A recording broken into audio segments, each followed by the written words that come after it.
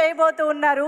ఇప్పుడు కేవలం తెలుగు రాష్ట్రాల నుంచే వచ్చారు, కానీ రేపు పొద్దున డెఫినెట్గా ఇండియా మొత్తంగా నేషన్ వైడ్ చాలామంది ఆస్పిరెంట్స్ రావచ్చు, ప్రపంచవ్యాప్తంగా ఉన్న ఎంతోమంది రావచ్చు. సో వారందరి డ్రీమ్స్కి రెక్కలు ఎలా ఇవ్వబోతున్నారు అన్న డీటెయిల్స్ అన్నీ కూడా దిల్ రాజు గారి మాటల్లోనే వింటే బాగుంటుంది, తెలుసుకుంటే బాగుంటుంది. కాబట్టి ఒక్కసారి గట్టిగా చప్పట్లతో the very own the star producer and మన దిల్లున్న ప్రొడ్యూసర్ దిల్ రాజు గారికి సాదరంగా వేదికపైకి ఆహ్వానం పలికేద్దాము.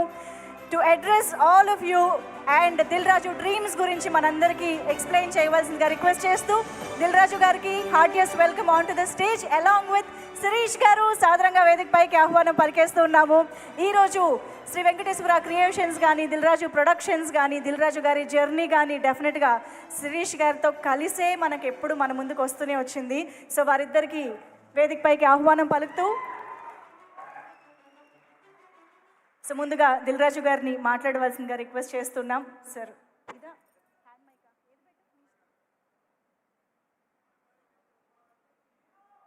Good evening. So thank you Vijay and Devi. So దేవితో నాకు ఆర్యా దగ్గర నుంచి journey almost 22 years. So Devi ఎలా కష్టపడి సాంగ్ చేస్తాడో, బ్యాక్గ్రౌండ్ స్కోర్ చేస్తాడో, ఒక సినిమాని సూపర్ హిట్ చేస్తాడో నాకు బాగా తెలుసు.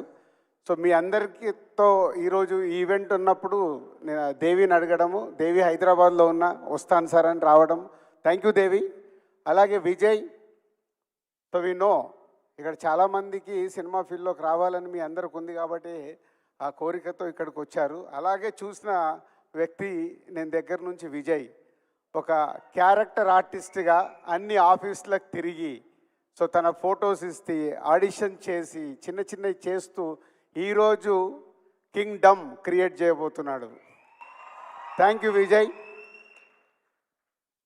అండ్ ముందుగా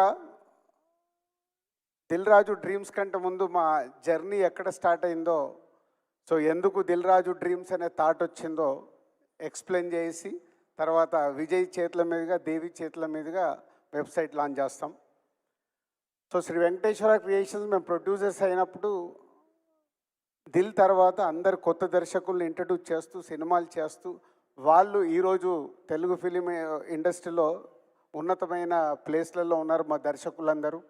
అలాగే మేము మా సంస్థని కొత్త దర్శకులతో పాటు చేస్తూ సూపర్ హిట్లు కొడుతూ ఈరోజు ఇక్కడ నిలబడ్డామంటే ప్రతి సినిమా ఒక్కొక్క అడుగుగా వేసుకుంటూ రావడం వల్లే 57 ఫిలిమ్స్ కంప్లీట్ అయ్యాయి శ్రీ వెంకటేశ్వర క్రియేషన్స్. సో నేను కానీ శిరీష్ కానీ ఒక స్క్రిప్ట్ ఫైనల్ నా దగ్గర ఫైనల్ అయిన తర్వాత నెక్స్ట్ శిరీష్ గారు విని దాన్ని ఎస్ బాగుంది బాగాలేదనే డిస్కషన్ చేసుకున్న తర్వాతనే ఒక స్క్రిప్ట్ ముందుకెళ్తుంది. అలాగే ఎడిటింగ్ రూమ్లో కూడా ప్రతి సినిమాని అలాగే అనాలిసిస్ చేసుకుంటూ చెకింగ్ చేసినప్పుడే ఆ సక్సెస్ వస్తుందని నమ్ముతూ ఇక్కడి వరకు 57 ఫిలిమ్స్ కంప్లీట్ చేయగలిగాం. దాని తర్వాత Harshit, Ansitha next generation cinema ఫీల్డ్లోకి వస్తామన్నప్పుడు కొత్త దర్శకుల తర్వాత మాకు చాలా గ్యాప్ వచ్చేది. అంటే వాళ్ళకు మాకు యాక్సెస్ తగ్గిపోయి మేము బిజీ అయ్యి కొత్త దర్శకులు మమ్మల్ని అప్రోచ్ కావాలన్న ఆఫ్టర్ 2014 తర్వాత చాలా గ్యాప్ వచ్చింది కొత్త దర్శకులతో మాకు. అప్పుడే హర్షిత్, అన్సిత అంటే వాళ్ళు దిల్ రాజు ప్రొడక్షన్ అని బలగంతో పాటు వేణుతో పాటు ఇంకా 3 సినిమాలు స్టార్ట్ చేసి 4 కొత్త దర్శకులను ఇంట్రడ్యూస్ చేశారు హర్షిత్, అన్సిత. సో దాని తర్వాత వాళ్ళు కూడా ఇప్పుడు కొత్త దర్శకులతో పాటు అన్ని రకాల సినిమాలు చేయాలి అని నెక్స్ట్ ఒక పెద్ద సెటప్లో కూడా సినిమాలు చేయాలని వాళ్ళు డెసిషన్ తీసుకున్నారు. అలాంటి టైంలోనే అరే ఎలా కొత్త దర్శకుల్ని కానీ, కొత్త ఆర్టిస్టులను కానీ, కొత్త టెక్నీషియన్స్ కానీ, అలాగే కొత్త ప్రొడ్యూసర్ చాలామంది ఇండస్ట్రీలోకి రావాలని ఉంటుంది, వాళ్ళకు సరి అయిన గైడెన్స్ ఉండదు. అలాంటప్పుడు ఏం చేస్తే బాగుంటుందని వచ్చిన ఐడియానే ఈ దిల్ రాజు డ్రీమ్స్. సో ఈ దిల్ రాజు డ్రీమ్స్ శ్రీ వెంకటేశ్వర క్రియేషన్స్ ఉంది, మాకు దిల్ రాజు ప్రొడక్షన్స్ ఉంది, దిల్ రాజు డ్రీమ్స్ ఎందుకని చాలామంది అడిగారు. అప్పుడే మాకు వచ్చిన ఐడియాని నేను ఎక్స్ప్రెస్ చేయడం జరిగింది. వెంకటేశ్వర క్రియేషన్స్ అంటే భారీ భారీ సినిమాలు తీస్తున్నాం, దిల్ రాజు ప్రొడక్షన్స్ అంటే కొత్త వాళ్ళ తర్వాత ఇప్పుడు వాళ్ళు మార్కో డైరెక్టర్తో సినిమా అనుకుంటున్నారు. వేర్ ఫోకస్ చేస్తున్న సినిమాల మీదనే ఫోకస్ చేస్తాం కాబట్టి కొత్త టాలెంట్ కోసము టోటల్గా ఒక కొత్త టీమ్నే ఫామ్ చేసినప్పుడే చాలామంది సినిమా ఇండస్ట్రీలోకి రావాలనుకునే వాళ్ళకు ప్రాపర్ ప్లాట్ఫామ్ అవుద్దనే ఆలోచనతో నేను శిరీష్ గారు ఈ నిర్ణయం తీసుకోవడం జరిగింది. దానికోసము ప్రాపర్ టీమ్, అంటే మాకు కొత్త, డైరెక్ట్గా మేము కథలు వినేసి మేము ఫైనల్ చేసి సినిమాలు తీసే మాకు కొత్త. ఇప్పుడు దిల్ రాజు డ్రీమ్స్కి ప్రాపర్గా ఒక ఆర్గనైజేషన్ కంపెనీ లాగా ఒక సీఈఓతో సహా ఆల్ టెక్నీషియన్స్ని ఫైనల్ చేయాలన్న, ఒక స్క్రిప్ట్ ఫైనల్ చేయాలన్న ప్రాపర్ యంగ్ జనరేషన్ టీముని ఫామ్ చేశాము. వాళ్ళ దగ్గరికి తర్వాత ఇప్పుడు వెబ్సైట్ అయిన తర్వాత మళ్ళీ డీటెయిల్గా మీకు అవన్నీ చెప్తాను. సో ఇలా సినిమా ఇండస్ట్రీలోకి రావాలనుకునే చాలామంది గురించి ఎందుకు వచ్చింది ఇది థాట్ అని అంటే, చాలామంది నేను ఛాంబర్ ప్రెసిడెంట్గా ఉన్నప్పుడు ప్రొడ్యూసర్గా రావాలని అప్లికేషన్ పెట్టుకుంటారు, వాళ్ళ బ్యానర్ రిజిస్ట్రేషన్ చేసుకుంటారు. అప్పుడు ఛాంబర్ ప్రెసిడెంట్గా ఉన్నప్పుడు ఆ మీటింగ్స్లో నేను అడిగేవాడిని వాళ్ళందరినీ, ఎందుకు రావాలనుకుంటున్నారు, వాట్ ఈస్ మీ విజన్, అంటే డబ్బు ఉందని సినిమా తీద్దాం అనుకుంటున్నారా, ప్యాషన్తో సినిమా తీద్దాం అనుకుంటున్నారు, అంటే రకరకాల ఐడియాలజీ. బట్ ఎవరికి అక్కడ రిజిస్ట్రేషన్ చేస్తున్నారు కానీ సినిమాకు ఎలా మొదలు పెట్టాలి, ఎలా కంప్లీట్ చేయాలి, ఎలా రిలీజ్ చేయాలి అనేది ఎవరిలో నేను క్లారిటీ చూసేవాడిని కాదు.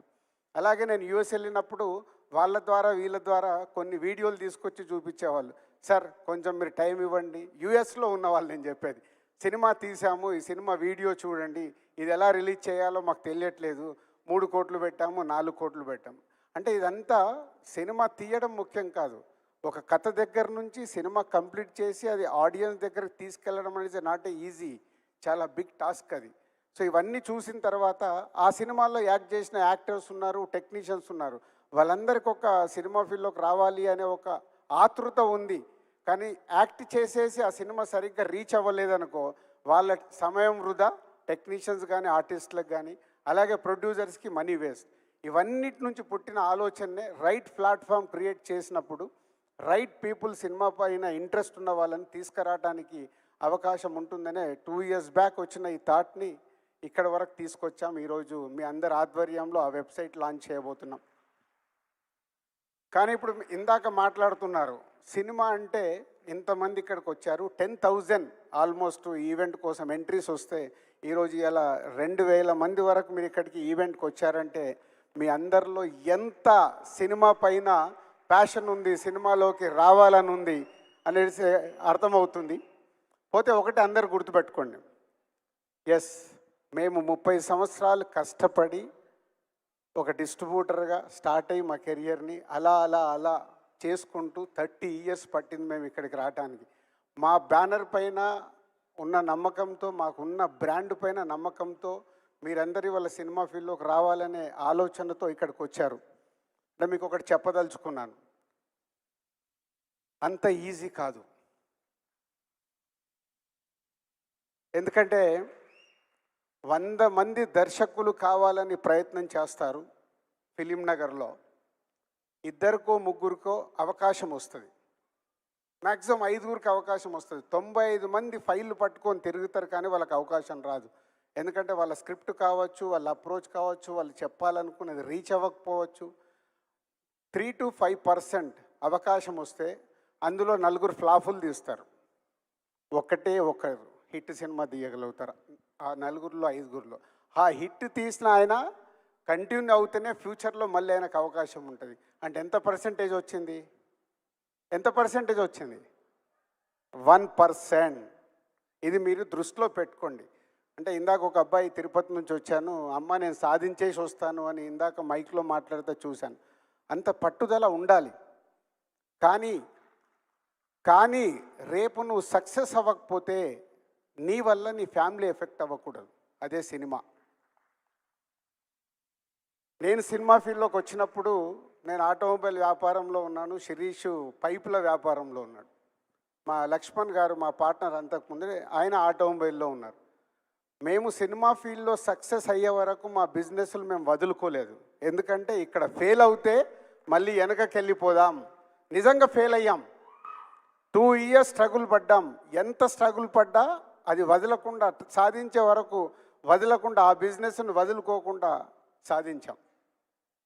అంతేకాదు మా జీవితంలో ఇంకొకటి చెప్తాను, ఇది అంటే మీకు సక్సెస్ పర్సంటేజ్ ఓన్లీ 100 మంది ప్రయత్నం చేస్తే ఒక్కరికే ఉంటుంది. దర్శకుడు కావచ్చు, యాక్టర్ కావచ్చు. యాక్టర్ కూడా చాలామంది అనుకుంటారు మనకు చెప్తూ ఉంటారు, చాలా బాగున్నావు, నువ్వు యాక్టర్ అయిపోవచ్చు. నలుగురు ఫ్రెండ్స్ మధ్యలో ఉన్నప్పుడు అరే నువ్వు కామెడీ బాగా చేస్తున్నావురా, నువ్వు ఈజీగా సినిమా ఇండస్ట్రీలోకి వెళ్ళిపోవచ్చు అని ఇలా ఎంకరేజ్ చేస్తారు స్నేహితులు కాబట్టి. కానీ మనతో అది రియాలిటీగా మనం వెళ్ళి దాన్ని సాధించగలుగుతామా లేదా అనేది మీకు తెలియాలి. తెలిసే వరకు అప్పటి వరకు మీరు చేస్తున్న వృత్తిని మట్టుకు వదులుకోకండి. దీనికోసం మీ వృత్తిని వదులుకుంటే అది మీ కుటుంబాలకు ఎఫెక్ట్ అవుతుంది. సినిమా అనేది అట్రాక్షన్. సినిమా అనేది మనకు అలా అట్రాక్షన్లో లాగుతూ ఉంటుంది. మీ జీవితాల మీద అది ఇంపాక్ట్ పడకుండా చూసుకుంటూ సినిమా పైన ప్యాషన్ ఉన్నప్పుడు దీంట్లో పెట్టి ఎప్పుడైతే సక్సెస్ అవ్వబోతున్నారో అప్పుడు మీరు 24 గంటలు కష్టపడాలి. 24 గంటలు కష్టపడితే మా సంస్థలో వచ్చినట్టు మేము కానీ, ఒక విజయ్ దేవరకొండ, ఒక దేవిశ్రీ ప్రసాద్, ఒక రవితేజ, ఒక నాని, వీళ్ళందరూ ఇండిపెండెంట్గా సక్సెస్ అయ్యి వాళ్ళ తెలుగు సినిమా ఇండస్ట్రీలో ఉన్నత శిఖరాల్లో ఉన్నారు. పాత జనరేషన్లో రజనీకాంత్ గారు కానీ, చిరంజీవి గారు కానీ, వాళ్ళు ఎక్కడికి వెళ్ళి వచ్చారు. కానీ వాళ్ళు అంత హార్డ్ వర్క్ చేశారు. సినిమా అంటే అంత హార్డ్ వర్క్. వేరే పనులలో చేస్తాం, 8 గంటల డ్యూటీ ఉంటుంది, మ్యాక్సిమం 9 గంటలకు ఆఫీస్కి వెళ్తే 5 గంటలకు వచ్చేస్తారు. ఇందాక అనిల్ రావిపూడి అన్నాడు చూడు, దిల్ రాజు కాదు రన్నింగ్ రాజు పెట్టాలని ఎప్పుడు ఆలోచన. 5 గంటలకు లేచిన నుంచి ఏం చేయాలి, ఎలా జరుగుతున్న సినిమాని ఎలా సక్సెస్ చేయాలి, అలా ఉంది కాబట్టి ఈ 30 ఇయర్స్లో మేము ఇక్కడ ఉండగలిగాం. సో ఇండస్ట్రీలోకి రావాలంటే మొదటిది మీ వల్ల మీ కుటుంబానికి ఎఫెక్ట్ అవ్వకూడదు. 2, ఇక్కడికి వచ్చిన తర్వాత మీరు సక్సెస్ దగ్గరికి రీచ్ అవ్వాలంటే 24 గంటలు సినిమా సినిమా సినిమా సినిమా అంటేనే సక్సెస్ అవుతారు. ఇది గుర్తుపెట్టుకోండి. సినిమా ఫీల్డ్లోకి వచ్చేస్తారు. సరే, ఇప్పుడు దిల్ రాజు డ్రీమ్స్ అనేది మేము ఏదో ప్లాట్ఫామ్ క్రియేట్ చేస్తున్నాం. దీని ద్వారా మీరు అప్లికేషన్లు ఇస్తారు. దాన్ని మా టీం స్క్రూట్నీ చేసి టాలెంట్ ఎలా ఉంది ఏంటి అని వాళ్ళు స్టడీ చేసి వాళ్ళు టీంలో మెజారిటీ పీపుల్ లైక్ చేసిన తర్వాత అది మా దగ్గరకు పంపిస్తారు. ఇది మీరు చెక్ చేయండి. అప్పుడు మా దగ్గరకు వచ్చాక ప్రతి వీక్ మేము కొంచెం టైం స్పెండ్ చేసి దాన్ని చెక్ చేసి ఓకే చేస్తాం. కానీ చాలామంది రిజెక్ట్ అవుతారు. అది గుర్తుపెట్టుకోండి. చాలామంది రిజెక్ట్ అయినప్పుడు మీరు వీక్ అవ్వకూడదు. అరే దిల్ రాజు డ్రీమ్స్ మేము పెట్టాం, మమ్మల్ని రిజెక్ట్ చేశారని. మీలో టాలెంట్ ఉన్నప్పుడే, ఆ టాలెంట్లో నేను చెప్పాను కదా 1 to 5 మెంబర్స్, ఆ 5లోకి వెళ్ళాలంటే మీలో ఎంతో టాలెంట్ ఉంటే కానీ ఆ 5లోకి వెళ్ళలేరు. 95% వెనకకి వెళ్తారు. సో దీన్ని మీరు దృష్టిలో పెట్టుకొని ఎప్పుడు ఆ కాన్ఫిడెంట్గా మీలో ఉన్నప్పుడే సక్సెస్ అవుతారు. అలాగే సినిమా ఫీల్డ్లోకి వచ్చిన తర్వాత చాలా మోసాలు ఉంటాయి. ఇక్కడ మోసాలంటే సినిమాలోకి రావడానికి చాలామంది ప్రొడ్యూసర్లు ఉంటారు. ఎప్పుడు చెప్తారు, సార్ మేము 2 crores అనుకొని మొదలు పెట్టాము, 4 కోట్లు అవుతుందని. మొదలు పెట్టడానికి మన చుట్టుపక్కల ఉన్న వాళ్ళు 2 కోట్లే చెప్తారు, అయిపోయే వరకు అది 4 కోట్లు అవుతుంది. మీరు ఆస్తులు అమ్ముతారు, సినిమా తీయాలనేది ఎక్కడి నుంచి అప్పు తీసుకొస్తారు, మధ్యలో స్టక్ అయిపోతారు. Be careful. సినిమా ఫీల్డ్లోకి ఒక ప్రొడ్యూసర్ కావాలంటే మీకు అవగాహన ఉండాలి.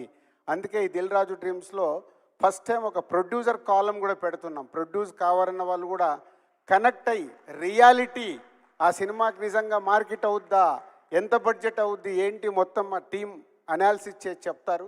ఫైనల్గా మా దగ్గరకు వచ్చినప్పుడు మేము చెప్తాం దాన్ని. నేను ఇందాక చెప్పాను, సినిమా ఫీల్డ్లోకి వచ్చినప్పుడు ఒకటి జరుగుతుంది. మా లైఫ్లో జరిగిన ఒక ఇన్సిడెంట్ చెప్పాలి. కానీ ఆ రోజు మేము చాలా తెలివిగా యూటర్న్ చేసుకొని ముందుకెళ్ళాం కాబట్టి సక్సెస్ అయ్యాం. 1996లో మేము సినిమా ఫీల్డ్లోకి వచ్చినప్పుడు మహేందర్ రెడ్డి గారని మా కజిన్ బ్రదర్ ద్వారా ఇండస్ట్రీలోకి వచ్చి తర్వాత మేము ఓన్గా స్టార్ట్ చేసాం. ఓన్గా స్టార్ట్ చేసినప్పుడు ఒక సినిమా కొందామని ఒక ప్రొడ్యూసర్ని డైరెక్టర్ అప్రోచ్ అయ్యి సినిమా కొన్నాం నైజాం ఏరియాకి. కొంటే వాళ్ళ సినిమా ఓపెనింగ్ రోజు నన్ను, మా శిరీష్ గారు, లక్ష్మణ్ గారు అన్న ముగ్గురం కలిసి వెళ్తే, సార్ మీరు చాలా బాగున్నారు, మీరు యాక్ట్ చేస్తారా అన్నారు. ఒకసారి ఇలా చూసుకొని, అంటే ఏం చెయ్యాలండి అన్న.